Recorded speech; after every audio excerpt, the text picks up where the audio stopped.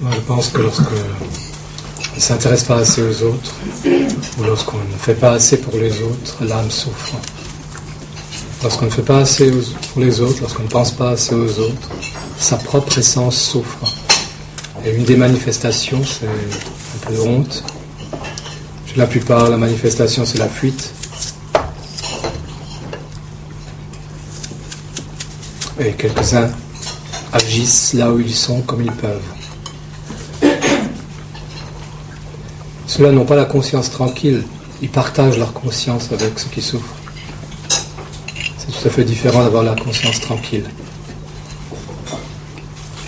Et nous sommes ici tous des nantis.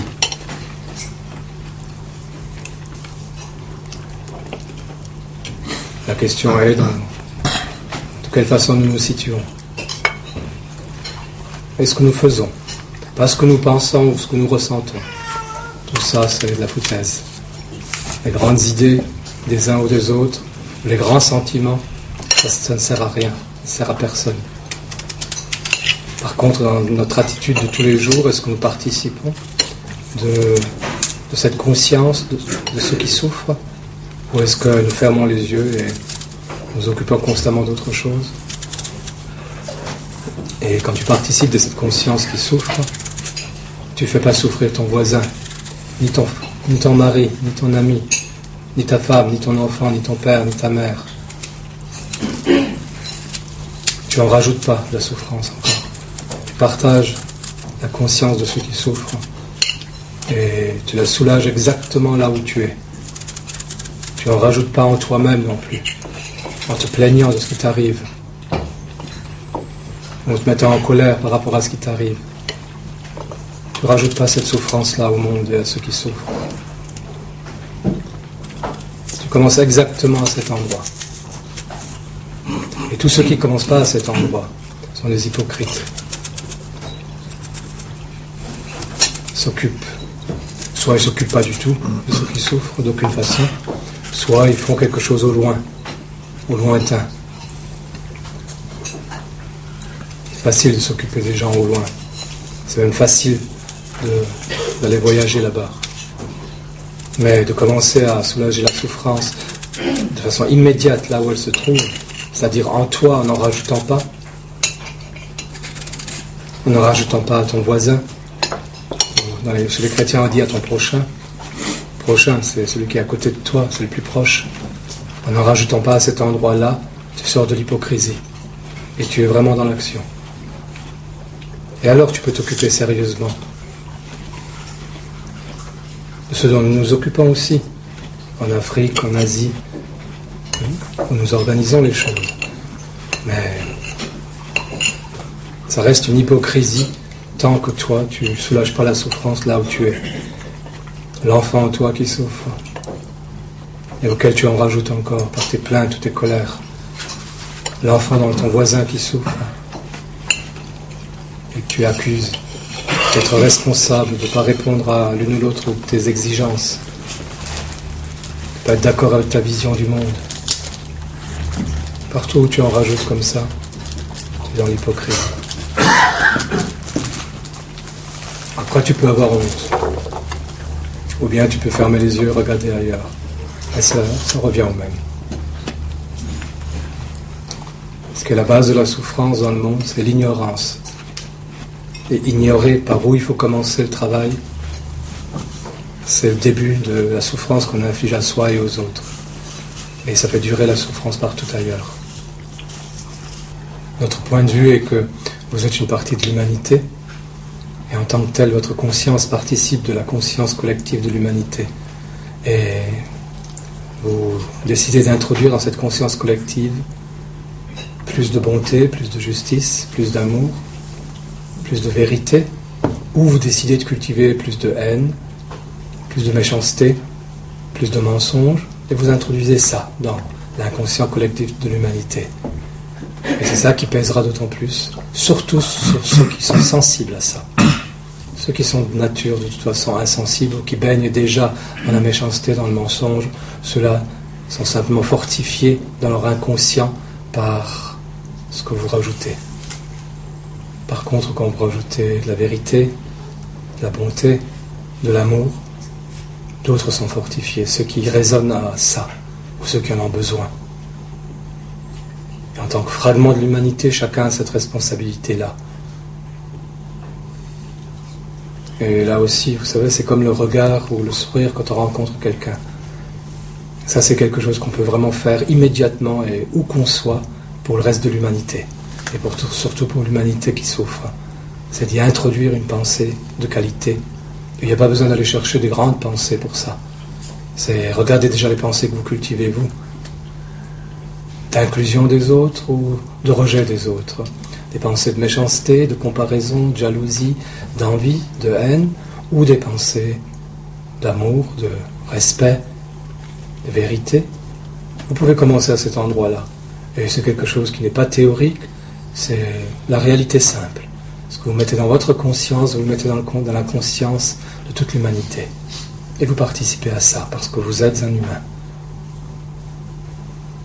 Et après ça, vous regardez encore un peu plus loin autour de vous, ce sourire que vous pouvez donner, ce regard, et un peu plus matériellement, quand c'est possible, là où vous êtes, faites-le.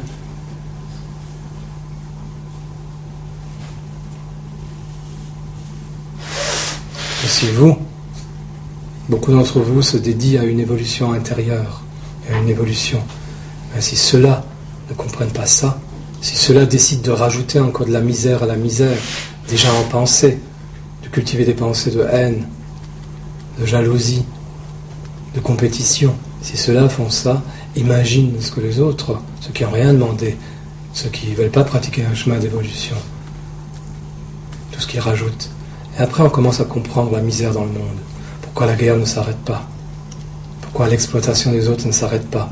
Puisque votre pensée, vous souvent qui dites être sur un chemin intérieur, votre pensée, vous la laissez être pleine de ça.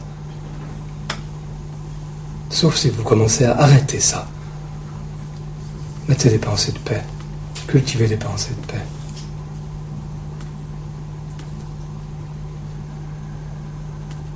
Vous pouvez décider ça, ce sont des choses simples, mais des choses simples qui peuvent changer un jour le monde.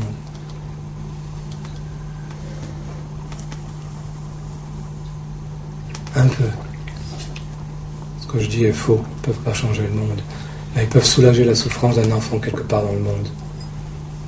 Parce que soudain, une de vos pensées qui tourne dans cet inconscient collectif de l'humanité touche un bourreau. Peut-être qu'il ne torturera pas un enfant ou une femme ou un homme. Parce que soudain, il est atteint par quelque chose qui n'alimente pas sa violence et son agression. Peut-être. Ça, c'est quelque chose de possible. Que le monde change, ça c'est autre chose. Et notre responsabilité personnelle, elle est là.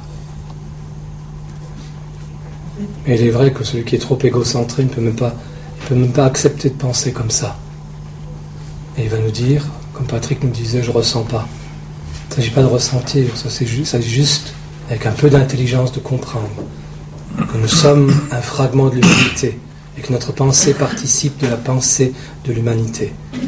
Et soit nous alimentons le mal dans cette humanité, soit nous alimentons quelque chose de plus paisible. En fonction de ce que nous décidons de penser. Pas les pensées que nous captons. Vous voyez, comme votre histoire de télévision là. Souvent, justement parce que vous ne maîtrisez pas assez votre pensée, vous captez toutes sortes de pensées stupides qui ne vous appartiennent pas, des pensées de violence. Moi, je pense qu'il ne s'agit pas de se rappeler la misère dans le monde. La question est, qu'est-ce que je fais? Je sais que la misère existe. Oui, et souvent je la vois sans que je décide de la voir. Si je regarde la télévision, si je regarde une revue ou un journal quelconque. Il n'y a pas besoin d'y penser. Parce que la misère, elle est en moi, elle est autour de moi. Et ce qui est autour de moi n'est que le reflet de cette misère qui est dans le monde. Quand quelqu'un t'agresse verbalement, par exemple, ou te regarde d'une façon agressive, ça c'est la misère du monde qui te parle. Donc il n'y a pas besoin d'y penser, elle est là, omniprésente, tout le temps.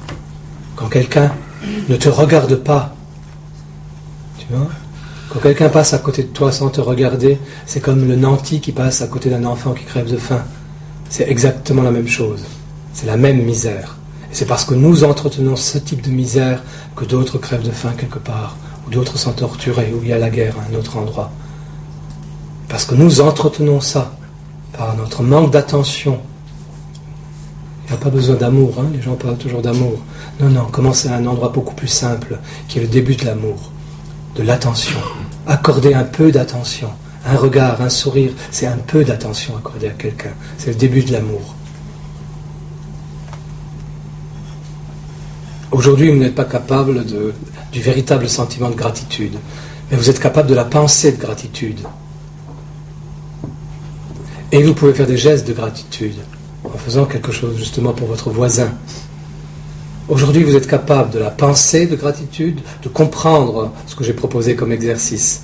Vous voyez, votre pensée est capable de comprendre cette information, de la prendre et de la mettre en œuvre comme une pensée, et ensuite aussi d'agir peut-être avec votre voisin comme je vous le propose. Mais le sentiment de gratitude, c'est tout à fait autre chose. Il y en a parmi vous qui le sentent très facilement. C'est leur niveau de gratitude. D'autres ne sont pas capables de ressentir la gratitude. Certains ne sont même pas capables de la penser. Oui. Vous pouvez commencer à la penser et à agir là où vous êtes. Je pense que vous subissez une influence, que vous êtes manipulable par les images et par les sons, comme la plupart des êtres humains. Le travail consiste à vous élever à un autre niveau, au niveau où votre propre pensée résonne à la réalité du monde, et que de là naisse un véritable sentiment. C'est facile de provoquer de la compassion. Chez les individus, il suffit de projeter certaines images ou de parler de certaines choses, et puis le sentiment apparemment naît. Ça, c'est la provocation et l'influençabilité artificielle de quelque chose qui existe dans l'être humain, mais qui est provoqué en lui comme un écho. Ce n'est pas le vrai sentiment. C'est l'écho de ce sentiment. C'est la raison pour laquelle très souvent ça n'a pas de suite active. Par contre, quand quelqu'un arrive à être en contact par lui-même avec ses propres sentiments, ces sentiments amènent à une action immédiate. C'est ça la différence dont j'essaie de vous parler. Ce qui naît de l'influençabilité et qui reste toujours superficielle, et ce qui naît réellement du cœur, ça mène immédiatement à l'action. Et il n'y a qu'un seul endroit où vous puissiez commencer à faire ça, soit avec vous-même, en regardant les parties de vous-même que vous n'aimez pas, avec un peu plus d'attention, avec un peu plus d'amour, si l'amour naît de là.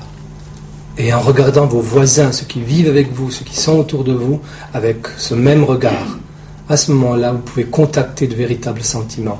Et après, vous pouvez les reporter au loin. Il y a une différence entre l'écho des sentiments, qu'on provoque très facilement avec des images ou des sons, et la réalité de vos sentiments plus en profondeur.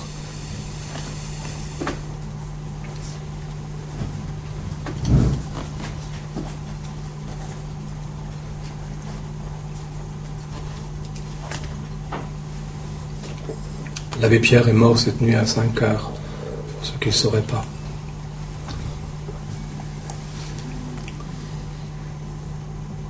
Oui, l'action d'un homme comme ça a changé la vie de beaucoup d'individus, a soulagé beaucoup de personnes dans la misère.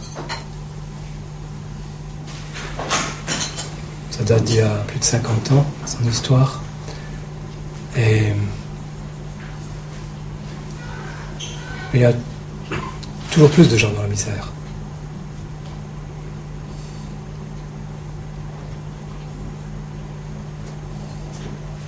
Cet homme a dénoncé il y a plus de 50 ans.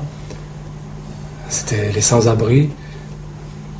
Un jour, il a crié qu'il y avait des gens à la rue en hiver et qu'il avait froid, qu'une femme, effectivement, était morte de froid dans la rue. Et une grande partie de son action a démarré là. Et aujourd'hui, il y en a encore plus qui meurent de froid dans la rue.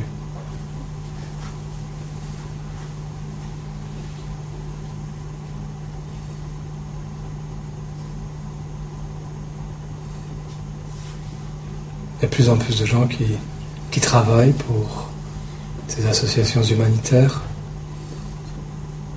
Et il y a de plus en plus de gens dans la misère. C'est quand même très bizarre, non?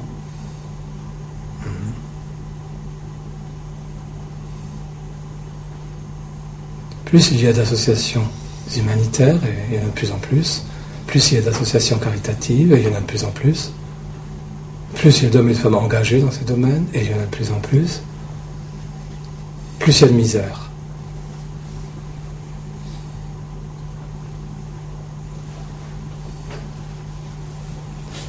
On n'a pas l'impression que les choses sont prises par un faux bout, quand ça se passe comme ça, qu'il y a quelque part une petite erreur. Vous savez, il existe une grande loi qui mérite qu'on y réfléchisse un peu. Il faut d'abord une pensée ou une information juste. L'énergie se mobilise autour et l'intention se réalise.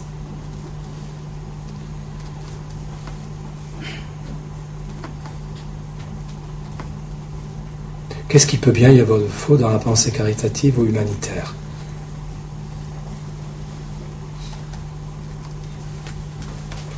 Non, je ne veux pas de réponse. C'est une question. Et c'est une question qui touche l'évolution de l'humanité dans son ensemble. En tout cas, même si on ne trouve pas de réponse à ça, nous savons exactement à quel endroit il faut commencer. Le respect de soi-même, puis le respect de l'autre, et un peu d'attention qu'on peut commencer à donner. Plutôt que de vouloir sauver le monde, et de vouloir sauver les autres, commencez à aider un peu ceux qui sont juste à côté de vous. Et cette journée, vous pourriez la dédier à ceux qui sont juste à côté de vous. Quelle attention vous pouvez donner pour ceux qui sont juste à côté de vous aujourd'hui? Et si là, en pensée, vous pouvez vous relier à cet abbé Pierre, à l'âme de cet homme, probablement que ce sera bien. Et je vous souhaite une bonne journée.